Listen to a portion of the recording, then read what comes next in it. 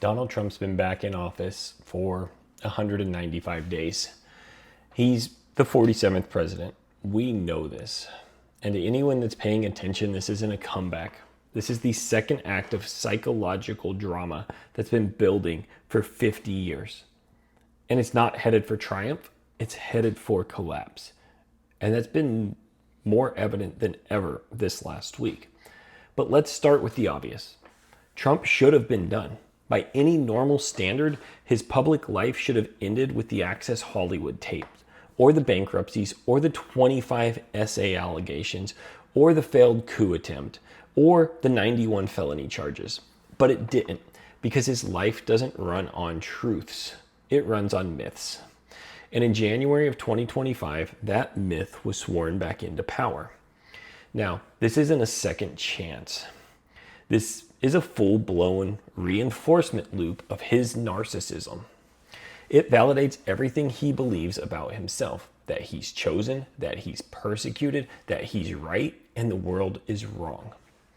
And it lets him ignore the one thing his ego cannot tolerate, being irrelevant. He didn't run to govern.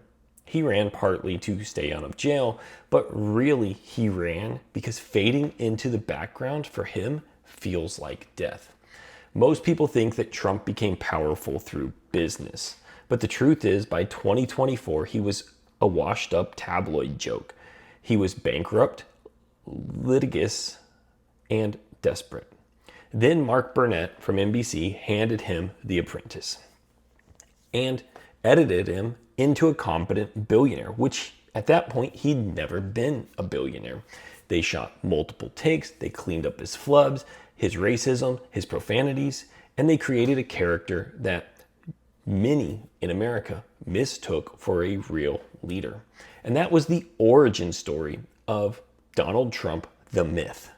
Not the towers, not the book, not the airlines, not the university, not the rallies, but the edit bay. Psychologically, Trump is what clinicians describe as a malignant narcissist, grandiosity, paranoia, low empathy, obsessive image control, and now as president, he's surrounded by yes men, sycophants, loyalists, and enablers. He's not governing, he is performing. Every executive order is theater. Every public comment is projection, and every act is designed to reinforce one thing, that Donald Trump is never wrong and never weak. But here's the difference now. The cognitive decline is obvious. He's slower, he's more repetitive, he's more fragmented, and instead of pulling back, he's doubling down. He's renaming landmarks. He's going after Russia. He's going after political enemies. He's changing the very scope of what it means to be an American back to what it was 150 years ago. He's attempting to do that. He's also pardoning January 6th rioters, and he's calling it all a golden age. That's not leadership. That is a man trying to write his legacy in permanent ink before his pen runs dry. This isn't about politics anymore. It's about psychology with nuclear codes. Donald Trump isn't ascending, he's entrenching because he knows the moment he loses power, the illusion breaks. And what's underneath is decades of failure, shame, and unaccounted abuse. He's not afraid of prison.